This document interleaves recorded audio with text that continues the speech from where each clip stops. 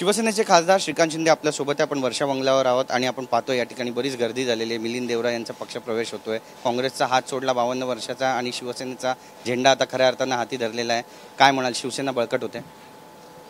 मला वाटतं मिलिंद देवराजी काँग्रेसचे मोठे नेते आहेत आणि आज ते माननीय मुख्यमंत्री एकनाथजी शिंदे साहेबांच्या मार्गदर्शनाखाली जे आहेत हे शिवसेना पक्षामध्ये प्रवेश करत आहेत। त्यांचं खूप खूप स्वागत जे आहे ते मी या ठिकाणी करतो आणि त्यांच्या येण्याने जे आहे हे पक्षाला जे आहे ती अजून बळकटी जी आहे ती या ठिकाणी मिळेल आणि एक मोठा चेहरा जो आहे तो आज मुंबईमध्ये या ठिकाणी मिलिंदजींकडे पाहिलं जातं।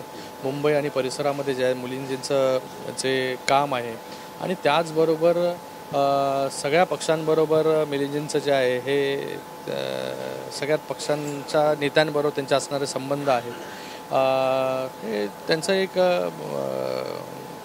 वेगळा स्वभाव जो आहे, एक सुशिक्षित चेहरा जो आहे तो आज शिवसेनेला मिळतोय आणि त्याच्यातून जे आहे ते पार्टीला जे आहे या ठिकाणी पक्षाला जे आहे ती मोठी ताकद जी आहे ते या ठिकाणी मिळेल। पण ते येत असताना, इतर नेते येत असताना पुन्हा एकदा संजय राऊतांनी आरोप केले की हे खोके सरकार आहे, दोन बाप दिल्लीमध्ये बसलेत आणि त्यांच्या भरोश्यावरती आमचा जो पक्ष आहे तो चोरला आहे। मला वाटतं हे आता खूप जुनं, खूप फ्रस्ट्रेटिंग काल पण जर आपण पाहिलं असेल की यांना माझ्या लोकसभेमध्ये आले होते, 7 तास घालवले पण लोक त्या ठिकाणी जमा करू शकले नाही। 200-300 लोकांना घेऊन जे आहे ते त्या ठिकाणी सभा करायला लागले, अशी वाईट परिस्थिती यांच्यावरती आलेली आणि हे सगळ्या गोष्टी ज्यात फ्रस्ट्रेशनमधून त्या ठिकाणी या सगळ्या येत आहेत।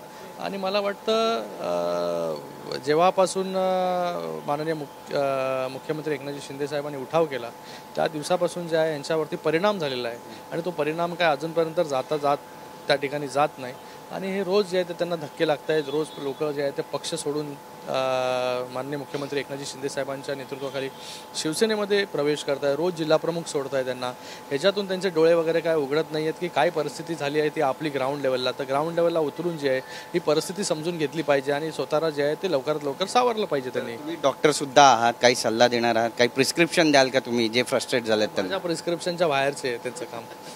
बरं, एक महत्त्वाचा प्रश्न आहे, राज्यसभेवर पाठवणार अशी चर्चा आहे मिलिंद देवरा। मला वाटतं या सगळ्या ज्या गोष्टी आहेत त्या माननीय मुख्यमंत्री एकनाथजी शिंदे साहेब जे आहेत हे सगळं ठरवतील आणि मिलिंदजी जे आहेत हे शिंदे साहेबांच्या कामावरती प्रभावित होऊन, ज्या प्रकारे काम चालू आहे या महाराष्ट्रामध्ये त्याच्यावरती प्रभावित होऊन जे आहे ते शिंदे साहेब या ठिकाणी आलेले आहेत। शेवटचा प्रश्न, जागा लढवतील दक्षिण मुंबईची असं वाटतं? बघा, या सगळ्या गोष्टी ज्या आहेत त्या ठरवणार जे आहे हे शिंदे साहेब ठरवतील आणि मला वाटतं शिंदे साहेब निर्णय घेतील कारण की सर्वस्व अधिकार जे आहे हे शिंदे साहेबांना आहेत त्या ठिकाणी। आमच्याशी बोलल्याबद्दल। तर आपण पाहतोय की श्रीकांत शिंदे यांनी आपली बाजू मांडलेली आहे आणि दक्षिण मुंबईची जागा मिलिंद देवरा लढवणार की नाही याचा जो सर्वस्वी निर्णय आहे तो एकनाथ शिंदे घेणार आहेत। आता नेमकं काय घडणार आहे पाहणं महत्त्वाचं ठरेल।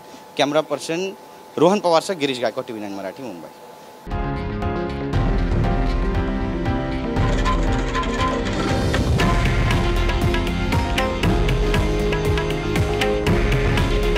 हे आहे देशातील नंबर 1 न्यूज नेटवर्क आणि आपण पाहत आहात TV9 मराठी। काळजी तुमची, हित महाराष्ट्राचं।